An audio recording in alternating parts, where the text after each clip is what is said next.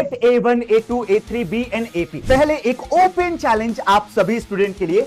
मेरे हाथ में है इस साल का यानी 2025 का जेईई मेन का एग्जैक्ट क्वेश्चन पेपर। चलो भाई, आपका ये मिथ आज मैं तोड़ने वाला हूं और आपको ले चलता हूं 10वीं क्लास का बच्चा क्या जेईई मेन के एग्जैक्ट पेपर के क्वेश्चंस को कर सकता है। हेलो वॉरियर्स, क्या हाल चाल। ये वीडियो स्टार्ट करने से पहले एक ओपन चैलेंज आप सभी स्टूडेंट के लिए। मेरे हाथ में है इस साल का यानी 2025 का जेईई मेन का एग्जैक्ट क्वेश्चन पेपर और ये पेपर आज आपको सॉल्व करना है।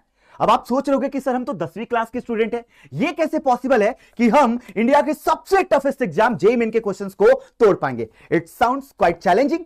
चलो भाई, आपका ये मिथ आज मैं तोड़ने वाला हूं और आपको ले चलता हूं 10वीं क्लास का बच्चा क्या जेईई मेन के एग्जैक्ट पेपर के क्वेश्चंस को कर सकता है। तो भाई आप सभी का स्वागत है आपके भाई की क्लास में यानी अनअकैडमी के सुपर अमेजिंग प्लेटफॉर्म पे। मैं हूं आपका मैथ मेंटोर अभिनय और आपका ये जो माइंडसेट है, जेईई सेंट्रिक जो अप्रोच होता है, ये कैसे अपने अंदर डेवलप करे, सीखने वाले हो आज के इस वीडियो में।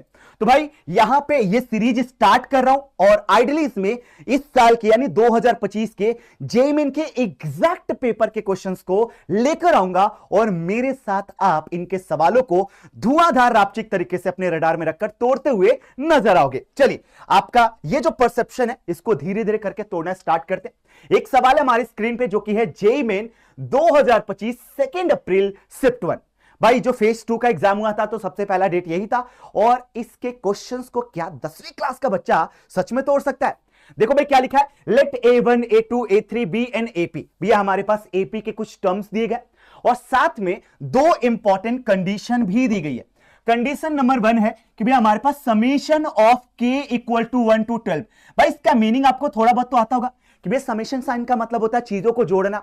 यानी अगर मैं k की वैल्यू 1 रखूं, k की वैल्यू 2 रखूं और k की वैल्यू ऐसे चलते चलते 12 तक रखूं तो इन सभी टर्म्स का जो सम है वो आ रहा है माइनस का 72/5 A1।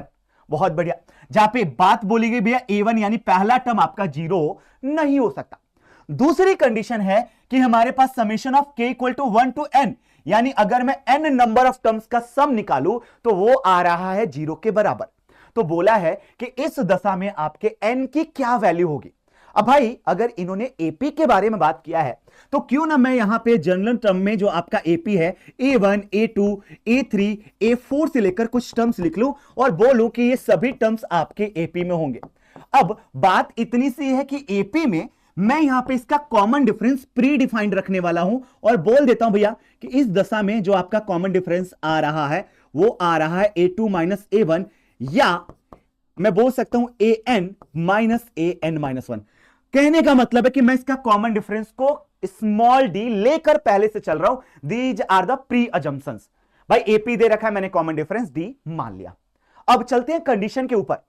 भाई देखो जेईई में क्या होता है कि जब आप सवालों का कोई डेटा देखते हो तो उस डेटा को कैसे इनकलकेट करे सवाल में, कैसे स्टेप डाउन करते हुए पहुंचे अपने फाइनल स्टेप तक, इन सभी लॉजिकल पॉइंट्स के बीच में अगर आप कनेक्टिंग डॉट्स क्रिएट करते हो तो ही सवाल को सॉल्व कर पाओगे। और इसमें सबसे मेजर जो इंपॉर्टेंट रोल प्ले करता है वो है आपका एनालिटिकल अप्रोच। भाई पहला जो कंडीशन है दिखने में बड़ा वियर्ड है पर थोड़ा सा इसको स्मार्टली सोचते हैं कि भाई अगर k की वैल्यू 1 रखूंगा तो दैट वुड बी A1, तो ये रहा आपका A1। अगला k की वैल्यू 2 रखूंगा, 2 2 जा 4, 4 माइनस 1 3। यानी मुझे ऐसा लग रहा है कि जितने भी ऑड टर्म्स हैं अप टू व्हाट भैया k की वैल्यू 12 रखो तो 12 2 जा 24, 24 माइनस 1 23 तक, इन ऑड टर्म्स का जो सम आ रहा है वो आ रहा है माइनस का 72/5 A1। एक बात बता मेरे दोस्त, मेरे हमदम, मेरे यार, कि अगर इनमें से इस सीरीज के अंदर से अगर मैं सभी इवन टर्म्स को रिमूव कर दूं, यानी मैं अपने पास रखा हूं भैया A1, A3, A5 से लेकर आगे सभी ऑड टर्म्स, तो केवल इतनी सी बात बताओ कि क्या स्टिल अभी भी ये AP होगा। सर प्रॉपर्टी के हिसाब से तो ये AP होगा, पर इसमें फर्क जो आएगा वो आएगा किसी दो लगातार टर्म के बीच का कॉमन डिफरेंस, और वो जो कॉमन डिफरेंस आएगा वो कॉमन डिफरेंस आने वाला आपका ट्वाइस ऑफ प्रीवियस वन, यानी 2D के बराबर। क्योंकि ओरिजिनली अगर आपका ये D था तो देखो भाई A3 से लेकर A1, देखो एक D यहां पे, एक D यहां पे, देखो इनके बीच में कॉमन डिफरेंस कितना था D, इनके बीच में कॉमन डिफरेंस कितना था D। तो ये ओवरऑल लगातार दो और टर्म के बीच का कॉमन डिफरेंस कितना होगा, ट्वाइस ऑफ डी के बराबर। बस इतना सा लॉजिकल पॉइंट आपको डेवलप करना था और अब ये सवाल होने के कगार पे। क्यों भाई, ये टोटल नंबर, एक मिनट, ये 23 है, माय बैड, इसको करेक्ट कर लेता हूं, दिस इज 23, ए 23 होगा ये। तो भाई यहां पे अगर मैं आपसे बोलूं कि टोटल नंबर ऑफ टर्म्स बताइएगा, सर इसमें सोचना कि वो तो दिया ना 12 टर्म्स, तो अगर मैं एसएन का फॉर्मूला लगाऊं तो ये हो जाएगा 12/2 यानी n/2 twice of A plus n-1 into common difference. भैया कॉमन डिफरेंस तो इस ऑड नंबर ऑफ टर्म्स को लेकर चलूं तो ये ट्वाइस ऑफ डी के बराबर आएगा, बिल्कुल ठीक है। और ये आ रहा अपने पास -72/5 a1 के बराबर। चलिए जी सॉल्व करते हैं, यह आ जाएगा 6 ट्वाइस ऑफ a1 प्लस 11 2 जा 22d इक्वल टू -72/5 a1। बहुत बढ़िया भैया, हम क्रॉस मल्टीप्लाई कर लो, 6 2 जा 12 a1 प्लस ये जाएगा 132d इक्वल टू -72/5 a1। मैं एक काम करता हूं, इसको इस साइड भेजता हूं और इसको इस साइड भेजता हूं, तो फाइनली जो ये नजर आएगा वो आएगा 12a1 plus 72/5 a1 equal to -132 times d. भाई अगर एलसीएम लेते हो तो 12 25 60, 60 प्लस 72 हो जाएगा 132 a1 divided by 5 equal to minus का 132 डी। तो मैं यहां पे कंक्लूड कर पा रहा हूं कि a1 की वैल्यू -5 टाइम्स डी के बराबर होता हुआ नजर आएगा। तो एक इंपॉर्टेंट कंक्लूजन अभी तक हमने निकाल दिया है, पर क्या यह सवाल सॉल्व हो चुका? भैया आपने केवल एक ही डेटा को यूज किया है और जेई में क्वेश्चंस के जरिए जो डेटा दिया रहता कुछ भी अननेसेसरी कंडीशनिंग नहीं देगी। तो भाई ये जो दूसरा कंडीशन है या ये a1 नॉट इक्वल टू 0, इसको भी यूज करने की बारी आ चुकी है। तो मैं अब आता हूं कि जो दूसरा कंडीशन है कि 1 से लेकर n नंबर ऑफ टर्म्स का जो सम है वो 0 के बराबर है। क्या बोला भैया कि आपके पास n नंबर ऑफ टर्म्स का जो सम है, n नंबर ऑफ टर्म्स का जो सम है, n नंबर ऑफ टर्म्स का जो सम है ये 0 के बराबर है। व्हाट इफ अगर मैं इसको थोड़ा सा लॉजिकल साउंड करूं और सॉल्व करने की कोशिश करूं। भैया अगर आप सॉल्व करना ही चाहते हो तो इस a1 की वैल्यू -5 टाइम्स d को सब्स्टिट्यूट करके देखो। चलिए जी चेक कर लेते हैं। तो ये हो जाएगा n/2, a1 की वैल्यू -5 टाइम्स d कर देता हूं तो हो जाएगा -10d। ये कितना हो जाएगा बेटा, देखिएगा ये कितना हो जाएगा भैया, n इंटू डी हो जाएगा nd माइनस का d इक्वल टू 0। इन दोनों को एक साथ रखिए भाई, तो ये हो गया n/2 भैया nd माइनस का 11d इक्वल टू 0।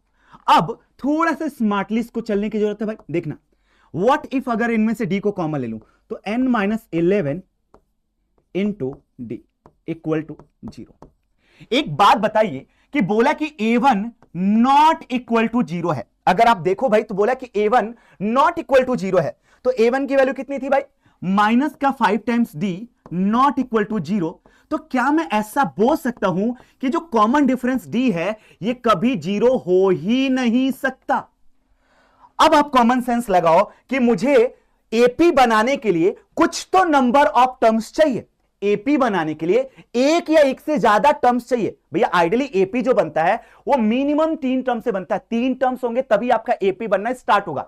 तो क्या कभी भी n की वैल्यू 0 हो सकती है या n/2 की वैल्यू 0? भैया ये नॉट इक्वल टू 0 होगा, ये भी नॉट इक्वल टू 0 होगा, और इन तीनों का प्रोडक्ट अगर 0 करना है तो अनफॉर्चुनेटली मुझे इस वाले टर्म पे भाई फोकस होना पड़ेगा और इसको 0 के बराबर करना ही पड़ेगा क्योंकि प्रोडक्ट 0 है।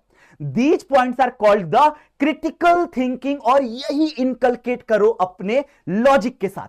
तो भाई हमारे पास आ गया कि n-1 को अगर 0 करना ही पड़ रहा है तो n की वैल्यू आ जाएगी 11 and this is going to be your final answer. अब आप खुद सोचो और बताओ कि क्या इसमें कोई भी ऐसा पोर्शन था जो 10वीं का बच्चा आराम से ना समझ पाए? तो जेईई जैसा एग्जाम जिसको इंडिया का सबसे टफेस्ट एग्जाम भी बोला जाता है, इसमें केवल आपका माइंडसेट कैसे चल रहा है वो डेवलप करने की नीड होती है। चलो भाई ले चलता हूं एक और ऐसे ही खतरनाक भौकाली से सवाल पे। अब ये सवाल देखकर आपके दिमाग में आ रहा होगा कि भैया पता नहीं अजीब से नोटेशंस दिए गए हैं, क्या हम इसको सच में कर पाएंगे? जेईई मेन 2025 2 अप्रैल अगेन शिफ्ट 1 का ये सवाल है और ये सवाल आपके क्वाड्रेटिक इक्वेशन चैप्टर से। भाई क्या बोला है कि Pn की वैल्यू, देखो नोटेशंस पे मत जाओ, अभी केवल ये सोचो कि भाई ये जो भी दे रखा है इसको एक बार नोट करके देख लेते हैं कि क्या यहां पे गिवन है। बोला कि भैया P10 की वैल्यू 123 है। P10 की वैल्यू कितना है बेटा? 123 है सर। P9 की वैल्यू कितना है सर? P9 की वैल्यू है 76 और साथ में P8 की वैल्यू है 47। और एक चीज और दे रखी है कि P1 की वैल्यू जो है, इस केस में P1 की वैल्यू 1 के बराबर है। ये बातें दे रखी है। अब यहां पे सवाल को अगर कोई जेई का बच्चा या मे भी कोई ओलंपियाड गोल का बच्चा रहता तो बड़े आराम से बोलता भैया न्यूटन इक्वेशन लगा दो, न्यूटन इक्वेशन से ये सवाल सॉल्व हो जाएगा। पर 10वीं के बच्चे को क्या पता भाई कि ये न्यूटन इक्वेशन क्या होता है। बता दूं दोस्तों कि अगर आपके पास कोई भी quadratic equation ax² plus bx plus c equal to 0 के फॉर्म में है तो न्यूटन बाबा ने एक बड़ा प्यारा सा इक्वेशन दिया कि इस दशा में अगर इसके रूट्स अल्फा और बीटा हैं, क्या दोस्त? रूट्स अल्फा और बीटा हैं, तो मैं अगर Pn की वैल्यू अल्फा की पावर n प्लस बीटा की पावर n रखता हूं तो इस केस में आपके पास एक इक्वेशन बनता था, that was a p n plus 2 b p n plus 1 and c p n equal to 0। ये कंडीशन आपकी होल्ड करेगी बाय न्यूटन इक्वेशन। अब ये दिखने में बड़ा वियर्ड सा है यार, ये बड़ा अलग सा कॉन्सेप्ट है जो कि 10वीं का बच्चा नहीं जानता है। इसमें अगर तुम वैल्यू फिट कर देते, अगर आप Pn की वैल्यू Pn प्लस 1 Pn, तो भाई देखो मैं क्या करता, बड़े आराम से n की वैल्यू 8 ले लेता। क्या करता बेटा? n की वैल्यू 8 लेकर ये फिट करने की कोशिश करता तो ए बी सी कंपेयर होकर आ जाता और मैं क्वाड्रेटिक फ्रेम कर लेता। पर ये जेई का अप्रोच है। तुम 10वीं क्लास के बच्चे कैसे करोगे भाई? कुछ नहीं, बैक टू बेसिक्स पे फोकस रखो। अगर आपका बेसिक्स स्ट्रांग है तो हर चीज पॉसिबल है। मैं तुमको दिखाता हूं, तुम्हारा मैथ मेंटोर, तुम्हारा अपना भाई, कि कैसे तुम 10वीं क्लास के स्टूडेंट भी इस सवाल को बना सकते थे। भाई यहां पे बोला गया है कि अपने पास अगर इन तीनों नंबर्स को सोचूं कि भाई ये जो तीन बातें दी गई हैं क्या ये आपस में कैसे कुछ कनेक्टेड है क्या? भाई मैथमेटिक्स में नंबर्स का मतलब तोड़फोड़ मचाओ। पता नहीं क्यों ऐसा लग रहा है कि जो लास्ट के दो है ना, इन दोनों को जोड़ूंगा तो ये तीसरा मिल जाएगा। क्या कह रहे हो सर? कि जो P10 आपका मिल रहा है वो आपका P9 प्लस P8 से मिल रहा है। चेक करिएगा भाई, ऐसा ही हो रहा है क्या? बिल्कुल भैया, अगर इन दोनों को जोड़ूंगा तो ये 123 आ रहा है। ये तो थोड़ा यार सरप्राइजिंग है, और ऐसा फिजिबल इसलिए हो रहा है क्योंकि ये जो P1, ये देखो P10 P9 P8 है, ये भी तो एक लिनियरिटी के साथ एसोसिएटेड है। तो वही आपका न्यूटन इक्वेशन में कन्वर्जन वापस से बाउंस बैक होकर चला जाएगा। इसी को न्यूटन इक्वेशन के हिसाब से देखा जाएगा। तो अब सोचो कि न्यूटन इक्वेशन में ए की वैल्यू कितनी आती? अगर आप डायरेक्ट न्यूटन इक्वेशन पता होता तो ए की वैल्यू 1 बोलते, बी की वैल्यू -1, सी की वैल्यू -1, आप ये डायरेक्ट बोल सकते थे और सीधे क्वाड्रेटिक का आप क्या बोलते हैं इक्वेशन, उसे sum of roots, product of roots, तो भाई उनके रेसिप्रोकल का आपका क्वाड्रेटिक पता चल जाता। लेकिन जब तुमको यह बात नहीं पता है तो मेरे हमदम मेरे दोस्त, तुमको मैं बताता हूं कि कैसे तुम बेसिक्स के साथ भी तोड़ सकते हो। चलिए जी, तो थोड़ा आगे इसको अप्रोच में लेते हैं। मैं P10 का मतलब यहां से उठाने वाला हूं। ये जो चीज लिखी गई है यहां से मैं P10 का मतलब समझने वाला हूं। भैया P10 का मतलब होता है अल्फा की पावर 10 प्लस बीटा की पावर 10। क्या भाई? अल्फा की पावर 10 प्लस बीटा की पावर 10। बहुत बढ़िया। P9 का मतलब अल्फा की पावर 9 प्लस बीटा की पावर 9, और P8 का मतलब अल्फा की पावर 8 प्लस बीटा की पावर 8 इक्वल टू 0। थोड़ा सा ना तमीज से लिखते हैं, क्योंकि भैया अगर अल्फा वाले को सभी को एक साथ कर देता हूं, लेट से कि मैं इनको एक साथ कर देता हूं कुछ ऐसा, और बीटा वाले को भी एक साथ रख लेता हूं कुछ इस तरीके से, तो ये बड़ा आराम से सिंक्रोनाइजेशन में आ जाएगा। अब ये छोटी सी बात तो तुम्हारे दिमाग में पल्ले पड़ चुकी है, मुझे क्यों यहां पे अल्फा की पावर 8 और यहां से बीटा की पावर 8 कॉमन होता हुआ नजर आ रहा है। चलिए जी देख लेते हैं। तो अल्फा की पावर 8 अगर मैं कॉमन लेता हूं तो हो जाएगा alpha square minus alpha minus 1 equal, एक मिनट, प्लस बीटा की power 8 beta square minus beta minus 1 equal to 0। ये बात हमारे पास दे दी गई है। अब आगे कैसे यहां से प्रोसीड करें, उसके लिए मैंने अगेन बोला जेईई में कुछ भी इंफॉर्मेशन आपके क्वेश्चन के अंदर दिया रहता है वो अननेसेसरी कभी होता ही नहीं है। क्या हमने इस वाली बात को कहीं भी यूज किया बेटा? P1 equal to 0, sorry P1 equal to 1? नहीं। भैया what is the meaning of this? इसका मतलब है कि P1 का मतलब अल्फा की पावर 1 बीटा की पावर 1। तो ये 1 जो है, ये जो 1 है ये है अल्फा प्लस बीटा। क्या है दोस्त? ये जो 1 है ये है alpha plus beta. Alpha plus beta की वैल्यू 1 के बराबर है। मेरे दिमाग में ना एक छोटा सा खुराफात चल रहा है, पता है क्या? व्हाट इफ यहां से मैं दो चीजें सोचने की कोशिश करूं, केवल 1 को इधर लाऊं तो भैया ये हो जाएगा अल्फा माइनस 1 जो है वो माइनस का बीटा, या अगर मैं 1 को इधर लाऊं तो बीटा माइनस 1 जो है वो माइनस का अल्फा। ऐसा लिया जा सकता है, पता नहीं आगे काम देगा कि नहीं, पर ऐसा हम सोच सकते हैं। चलो भाई, सोचने में तो कोई गुनाह ही नहीं है, तो आगे बढ़ते हैं थोड़ा सा। ये अल्फा की पावर 8 रहने दो दोस्त। व्हाट इफ अगर मैं इससे अल्फा को कॉमन लेता हूं, अल्फा माइनस 1, भाई ये तो बड़ा स्ट्रेंज वाली चीज हो गई सर। इन दोनों से बीटा कॉमन लेता हूं तो बीटा माइनस 1 इक्वल टू 0। अब इसके पीछे का लॉजिक अभी थोड़ी देर में अगले स्टेप में आपको समझ में आ जाएगा। Why we are going to reduce the equation like this. ऐसा क्यों कर रहे हैं बॉस? देखना, अल्फा छोड़ दो भाई, इसके वैल्यू को क्या मैं माइनस का बीटा बोल सकता हूं? जी गुरुजी। इसकी वैल्यू को क्या मैं माइनस का अल्फा बोल सकता हूं? जी गुरुजी। और सिंपल भाषा में देखा जाए तो यह है माइनस का अल्फा बीटा -1, माइनस का अल्फा बीटा माइनस का 1। अब ये देखकर तुम्हारे दिमाग में कुछ तो खुराफात चल रहा होगा, भाई ये तो बड़ा अजीब सा आ गया सर। आपने इस पूरे इक्वेशन को रिड्यूस करके कुछ ऐसा छोड़ दिया। इससे मैं तुमको रियलाइजेशन देता हूं कि मिला क्या, हमको क्या बेनिफिट मिला। किसी भी क्वाड्रेटिक इक्वेशन को बनाने के लिए अल्फा प्लस बीटा चाहिए सर, ऑलरेडी पता है, बहुत बढ़िया। अल्फा इंटू बीटा चाहिए, कैसे मिलेगा भाई? सुनो, ये क्या है बॉस? ये क्या है? ये भैया ये P8 है, ये P8 है। क्या P8 की वैल्यू 0 के बराबर हो सकता है? भैया P8 की वैल्यू 0 तो नहीं है, P8 की वैल्यू 0 तो नहीं है।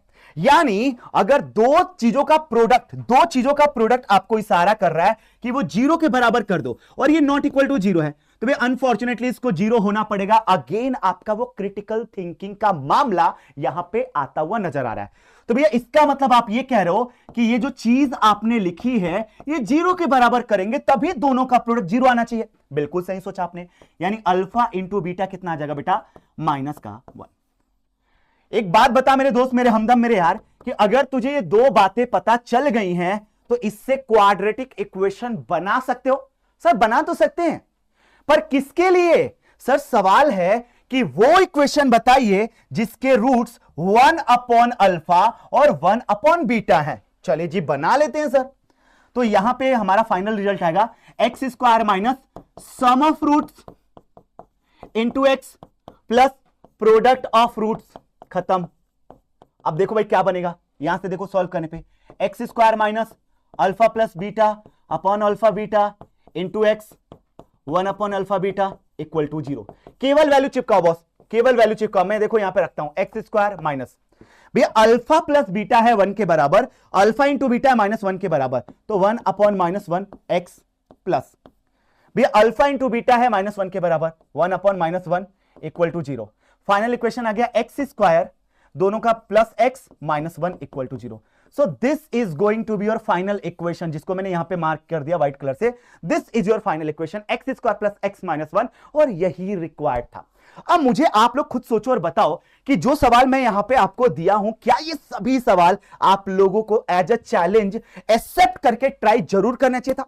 एक सवाल और यहां पे देखो भाई, एपी का बड़ा जबरदस्त सा सवाल है, हालांकि ये वीडियो मैं थोड़ा छोटा रखने की कोशिश करूंगा। जब आपके जेईई मेन एग्जाम की बात आती है ना, तो वहां पे डेप्थ एक्सप्लेनेशन को मैं अभी इसलिए रख रहा हूं ताकि आप वो केवल माइंड से डेवलप कर पाओ। भाई बोला कि the number of terms of AP is even, वे एक एपी में इवन नंबर ऑफ टर्म्स है। लेट्स से कि मेरे एपी जो है वो है A1 A2 A3 से लेकर मैं इसको A2N तक रखता हूं। बोला कि सभी ऑड टर्म्स को जोड़ो 24 आएगा। भैया ऑड टर्म्स को जोड़ूंगा, सम जो आपका ऑड वाला आ रहा है वो आ रहा है 24। तो एक काम करो, इसको नोटेशन के साथ लिखो, A1 A3 A5 से लेकर अगर मैं A2N-1 तक जोड़ रहा हूं तो ये 24 आ रहा है। बहुत बढ़िया। और अगर मैं इवन टर्म्स को जोड़ूंगा तो बोला 30, यानी A2 plus A4 plus A6 से लेकर A2n, ये आ रहा 30 के बराबर। व्हाट इफ इक्वेशन 1 से इक्वेशन 2 को अगर आप सब्ट्रैक्ट करने की कोशिश केवल सब्ट्रैक्ट करने की कोशिश करते, भैया क्या मिलेगा, इससे कुछ फायदा होगा? दिखाता हूं मेरे दोस्त। फायदा ये होगा कि A2 माइनस A1 यानी common difference, A4 minus A3 मतलब कॉमन डिफरेंस। तो भाई ये जो टोटल कॉमन डिफरेंस है कितनी बार मिलेगा? भैया टोटल 2n टर्म्स है, तो उसका जस्ट आधा, क्योंकि आधा ऊपर आधा नीचे है, तो ये आपके n number of n times common difference का जो सम आ रहा है वो आपके पास आ जाएगा। देखना भैया 30 माइनस 24 6 के बराबर, तो जो nd की वैल्यू है वो 6 के बराबर आ गई। इक्वेशन नंबर 1, ये आपको कंडीशन नंबर 1। फिर बोल रखा है कि हमारे पास जो लास्ट टर्म है A2n, क्या होगा भैया? a plus 2n minus 1d, ये आपके पास आ रहा है exceed the first term by 21/2। अच्छा जी, a से a कैंसिल हुआ, यानी 2n माइनस 1 इंटू डी। अब मैं d की वैल्यू को 6/n करता हूं, कितना? 6/n करता हूं, ये आ रहा है 21/2। बड़े आराम से n में एक क्वाड्रेटिक बनता हुआ आपको नजर साफ साफ आ रहा होगा, और जैसे ही तुम इसको सॉल्व करते हो तो n की वैल्यू आ जाएगी 4। या तो आप इससे देखो, ये ऑप्शंस रख के देख लो, तो देखो 4 2 जा 8, 8 माइनस 1 7, 7 6 42, 42/4 मतलब 21/2। तो भाई आपका जो ऑप्शन 1 है that is going to be the right answer. एक चैलेंज आपको मैं देता हूं कि भाई इस सवाल का जवाब आपको कमेंट सेक्शन में भर देना है। अगर आप जेन्युइनली जेई के लिए फुल टू फ्लेज वे में बाय हार्ट एंड सोल आप अपने आप को कहीं ना कहीं डिजर्विंग मान रहे हो और आगे तैयारी के लिए सोच रहे हो। अब देखो भाई, बहुत सारे सवाल कराया, क्या ये सीरीज मुझे कंटिन्यू करना चाहिए? इस लेवल का क्वालिटी कंटेंट मुझे आपको डिलीवर करना चाहिए? कमेंट सेक्शन में अपनी प्रतिक्रिया जरूर से दीजिएगा। अब मैं कोशिश तो करूंगा कि भाई अगर आपका पॉजिटिव फीडबैक आया तो भाई इस सीरीज को मैं बहुत लंबा ले चलूं, आराम से ऐसे बहुत सारे अमेजिंग वीडियोज आपके लिए मैं लेता आऊं, ताकि आप एक जो स्टैंडर्ड लेवल के क्वेश्चंस है वो आप सीख पाओ, बोर्ड एग्जाम के स्टूडेंट होते हुए भी तुम जेई सेंट्रिक अप्रोच बना पाओ। 2-3 चीजें जल्दी जल्दी आप डेवलप कर सकते हो। क्रिटिकली कैसे सोचा जाता है, सवालों में लॉजिक कैसे बिल्ड करते हैं, वो कनेक्टिंग डॉट्स का मामला क्या है, कैसे एनालिटिकल अप्रोच काम आता है, और मोस्ट इंपॉर्टेंट कि काफी बार सवाल टफ होते हुए पेशेंस लेवल हमारा छूटने लगता है, तो कैसे एकदम काम एंड कंपोज रखकर अपने माइंड को फुल फोकस्ड वे में उन सवाल के लिए लगाएं। तो काफी कुछ आप एडिशनली सीखोगे इस सेशन के जरिए। कमेंट सेक्शन ओपन है, आ जाइए, धुआंधार उतरिए। किस तरीके के सवाल और आपको चाहिए, क्या ये सीरीज मुझे कंटिन्यू करना चाहिए, कमेंट सेक्शन भर दीजिएगा। मैं आपको एक छोटी सी चीज बता दूं कि भाई ये जो आपका 10th क्लास का माइंडसेट जो डेवलप करने की बात मैं कर रहा हूं, ये आपको मिल सकता है आईक्यूएम के लिए, यानी रामानुजन 2.0, जो कि आईक्यूएम 2026 के लिए बैच है। जो बच्चे यहां पे ओलंपियाड गोल के लिए सोच रहे हैं, आईक्यूएम की एग्जाम की तैयारी कर रहे हैं, वो ये बैच जरूर से देख सकते हैं। डिस्क्रिप्शन में लिंक डली हुई है, चॉइस इज ऑल योर्स। भाई अगर कहीं लगता है कि ऑफर एप्लीकेबल हो सकता है तो आपके भाई का कोड है AKR लाइव, लगा लीजिएगा, बेस्ट ऑफर आपको उस पे अवेल हो जाएगा। चलिए जी, इस सेशन को यहीं पे खत्म करता हूं और मिलता हूं इसके पार्ट 2 के धुआंधार सवालों में, जो कि अगेन एग्जैक्ट जेई के क्वेश्चंस के साथ आएगा। चलिए bye bye, good bye, sayonara.